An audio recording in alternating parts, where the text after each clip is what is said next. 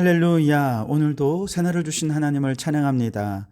오늘도 말씀으로 시작하는 이 하루, 말씀 충만, 은혜 충만, 성령 충만한 하루를 보내시기를 주님의 이름으로 축원합니다. 오늘은 마가복음 9장입니다. 1절로 8절까지 말씀을 봉독해 드립니다. 하나님의 말씀을 경청하시기 바랍니다. 또 그들에게 이르시되 내가 진실로 너희에게 이르노니 여기 서 있는 사람 중에는 죽기 전에 하나님의 나라가 권능으로 임하는 것을 볼 자들도 있느니라 하시니라. 엿새 후에 예수께서 베드로와 야고보와 요한을 데리시고 따로 높은 산에 올라가셨더니 그들 앞에서 변형되사 그 옷이 광채가 나며 세상에서 빨래하는 자가 그렇게 희게 할 수 없을 만큼 매우 희어졌더라. 이에 엘리야가 모세와 함께 그들에게 나타나 예수와 더불어 말하거늘 베드로가 예수께 고하되 랍비여 우리가 여기 있는 것이 좋사오니 우리가 초막 셋을 짓되 하나는 주를 위하여 하나는 모세를 위하여 하나는 엘리야를 위하여 하사이다 하니 이는 그들이 몹시 무서워하므로 그가 무슨 말을 할지 알지 못함이더라. 마침 구름이 와서 그들을 덮으며 구름 속에서 소리가 나되 이는 내 사랑하는 아들이니 너희는 그의 말을 들으라 하는지라. 문득 둘러보니 아무도 보이지 아니하고 오직 예수와 자기들 뿐이었더라. 아멘. 오늘도 이 말씀을 통해 우리에게 주시는 하나님의 음성을 듣게 되기를 바랍니다.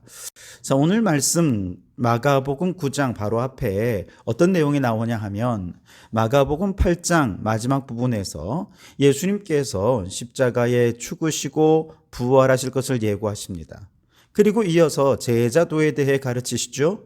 누구든지 나를 따라오려거든 자기를 부인하고 자기 십자가를 지고 나를 따를 것이니라. 그렇게 말씀하신 이후에 오늘 9장 1절에서 예수님께서 내가 진실로 너희에게 이르노니 라고 말씀을 하십니다. 연결이 되는 부분인데요. 특별히 여러분 지난번에 이스라엘의 문화로 읽는 성경 신약편 함께 나눌 때에 유대인들의 강조법이 있었죠. 바로 내가 진실로 너희에게 이르노니 라는 표현입니다. 다시 말해서 지금 예수님께서 아주 강조하시는 중요한 내용을 지금 말씀하시겠다는 것이죠. 예수님께서 이렇게 중요하게 말씀하신다면 우리는 귀를 쫑긋 세우고 어떤 의미인지 우리가 더 깊이 생각하며 말씀을 들어야 하지 않겠습니까? 자, 예수님께서 강조하신 내용이 뭐냐? 1절에 이어서 보시면 여기 서 있는 사람 중에는 죽기 전에 하나님의 나라가 권능으로 임하는 것을 볼 자들도 있느니라 하시니라. 아멘. 여기에 많은 사람들이 있는데 그 사람들 가운데 죽기 전에 하나님의 나라가 임한 걸 보게 될 것이라는 겁니다. 이 의미는 굉장히 난해한 의미를 지니고 있습니다만 그래서 학자들이 여러 가지 주장을 합니다. 어떤 의미인지. 어떤 학자는요, 이것이 아마 예루살렘의 멸망 사건을 다루는 것이다 라고 주장하는 분이 있습니다. 어떤 분은 아니야 이것은 마지막 날에 주님이 재림하시는 세상의 종말에 관한 말씀일 거야 라고 주장하는 사람들도 있습니다. 하지만 마지막 날 예수님이 재림하시는 것이다 이렇게 생각하고 오늘 본문에 보면 예수님은 아직도 재림하지 않고 있잖아요.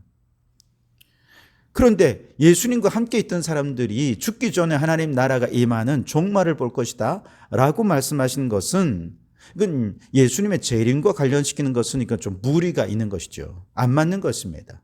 게다가 유대인들은 예루살렘이 멸망한다, 예루살렘 성전이 무너진다, 이건 곧 세상의 종말일과 같은 날을 의미했거든요. 그래서 종말의 날, 인류 최후의 날에 하나님의 나라가 권능으로 임할 것이다 라는 의미라는 것이죠. 자, 이 역시도 예수님의 시대의 사람들이 죽기 전에 인류 최후의 날이 올 것이다 라는 주장과 연결이 되는데 이것도 역시 잘 맞지 않죠. 예수님께서 이 말씀을 하시는 정확한 의도를 우리가 확실히 알 수는 없지만 의미를 추리해 볼 수 있는 한 가지 단서는 있습니다. 오늘 하나님의 나라가 권능으로 임한다라고 할 때 임한다라는 헬라어 단어가 문법적으로 현재 완료 분사형을 사용한다는 것입니다. 헬라어에서 현재 완료 분사형이라는 문법은 어떤 의미가 있느냐 하면 자, 과거에 임하였고 그 임한 결과물이 아직도 남아서 현재에 영향을 끼치고 있을 때 이런 문법을 사용한다는 것이죠. 자, 그런 뉘앙스를 생각해 보면 이미 하나님 나라는 과거의 권능으로 임했다는 것이죠. 그리고 지금도 그 하나님의 나라는 임하여 있는 그 하나님의 나라가 현재의 사람들에게 영향을 끼치고 있다라고 하는 의미로 이해해 볼 수 있습니다. 자, 그렇다면 그 하나님의 나라는 언제 임한 것입니까? 바로 예수 그리스도와 함께 이 땅에 임했습니다. 예수님께서 공생애를 시작하실 때 가장 처음 하신 말씀이 무엇입니까? 회개하라, 천국이 가까이 왔느니라. 하나님의 나라가 가까이 왔으니 회개하고 복음을 믿으라 라고 말씀하셨죠. 즉 예수님께서 이 땅에 오실 때 우리가 장차 천국에 들어가서 영원히 누릴 그 하나님의 나라의 기쁨, 은혜, 축복, 행복을 이 땅에 갖고 오셨다는 것이죠. 그런데 그 예수님께서는 그 나라가 가까이 왔다 이렇게 표현하셨습니다. 하나님의 나라가 이미 임하긴 했지만 모든 사람이 그 나라를 누리는 것은 아니라는 뜻이지요.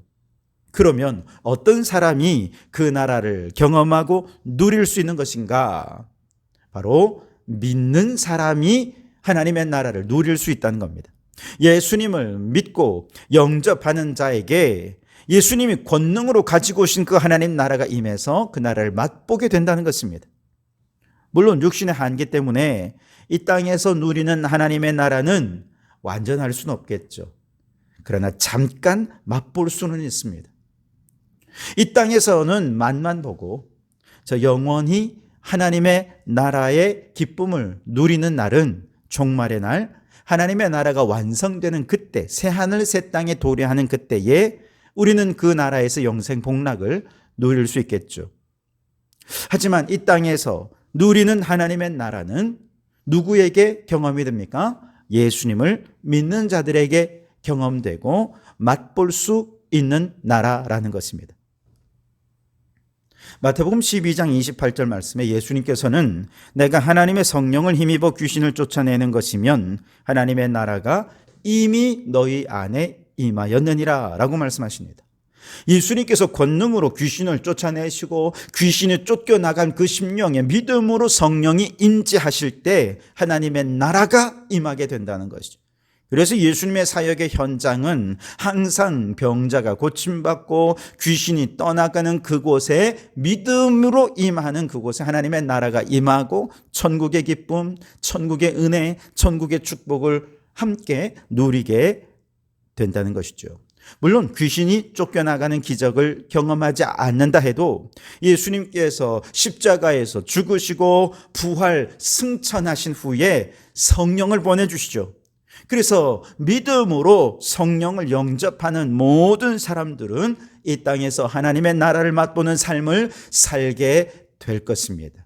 그래서 하나님의 나라가 임하는 것을 죽기 전에 볼 자들이 있다라는 이 말씀은 예수님의 십자가와 부활의 승리, 그리고 오순절 성령 강림 사건, 더 나아가 역동적으로 복음이 전파되는 과정에서 모든 믿는 자에게 나타나는 병고침의 자리, 축사의 자리, 치유의 자리, 회복의 자리, 모든 복음의 역사가 역동적으로 나타나는 현장마다 하나님의 나라를 보고 듣고 경험할 수 있게 될 것이다 라고 말씀해 주신 것입니다.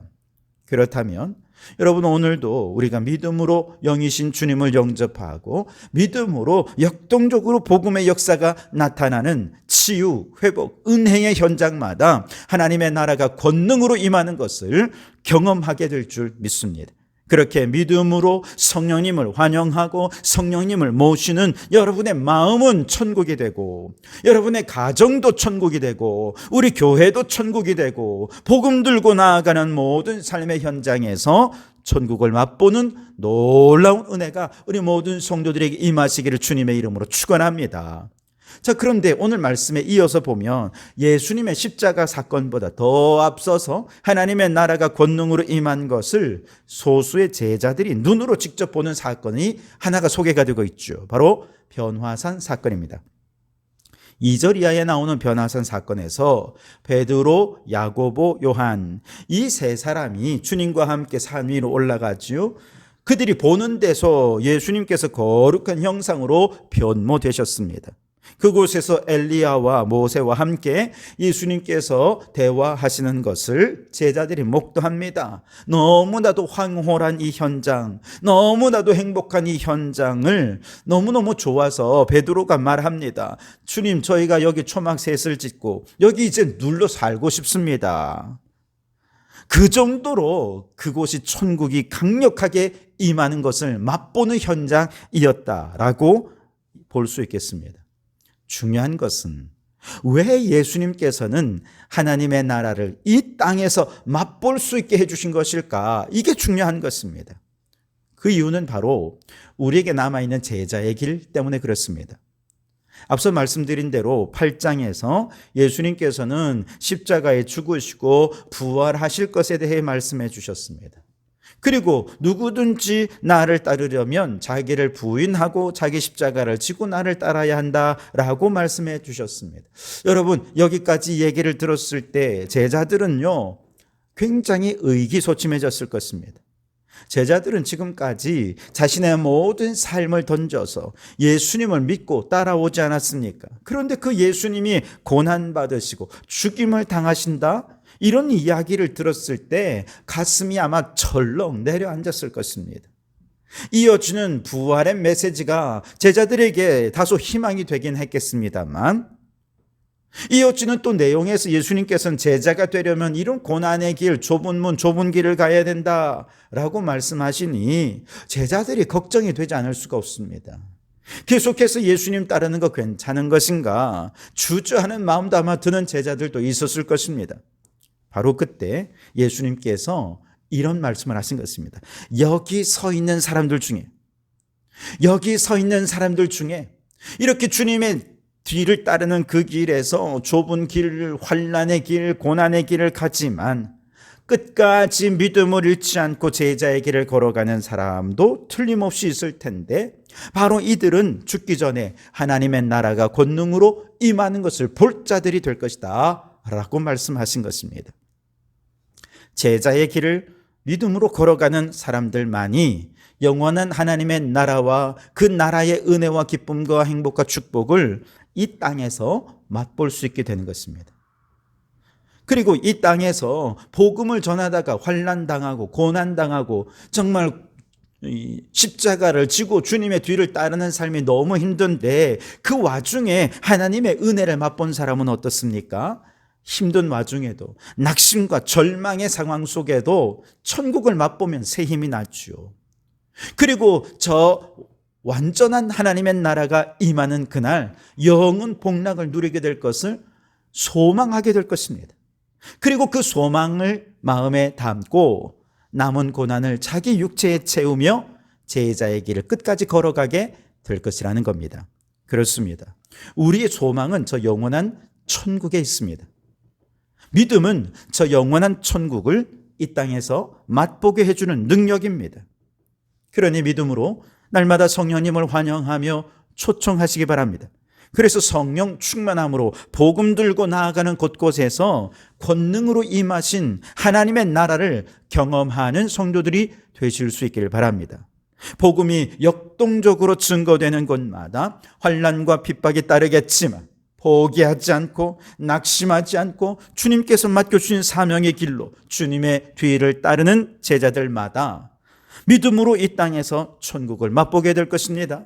그 은혜와 소망에 힘입어서 남은 사명을 끝까지 완수해 낼 것입니다.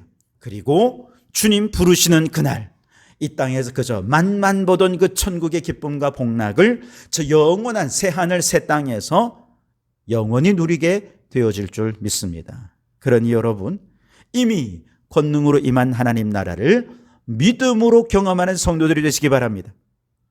주님께서 우리가 이 땅에서 하나님 나라의 영광을 맛보게 하시는 이유는 자기를 부인하고 자기 십자가를 지고 주님의 뒤를 따르는 제자의 길을 포기하지 않도록 낙심하지 않고 끝까지 걸어갈 수 있게 하기 위함이라는 것을 깨닫고 우리에게 맡겨주신 이 제자의 길을 끝까지 걸어가는 성도들이 되시기를 주님의 이름으로 축원합니다. 기도하겠습니다. 주님, 제자의 길로 우리를 불러주시니 감사합니다. 자기를 부인하고 자기 십자가를 지고 주님을 따르는 그 길은 괴롭고 환난 풍파 많은 길임에 틀림이 없지만 그때마다 권능으로 임하시는 천국의 기쁨과 은혜와 축복을 맛보게 해 주시옵소서. 그리하여 그 힘과 저 천국 소망으로 우리에게 남아있는 제자의 길을 끝까지 걸어가는 저희들 되게 해 주시옵소서. 예수님 이름으로 기도하옵나이다. 아멘.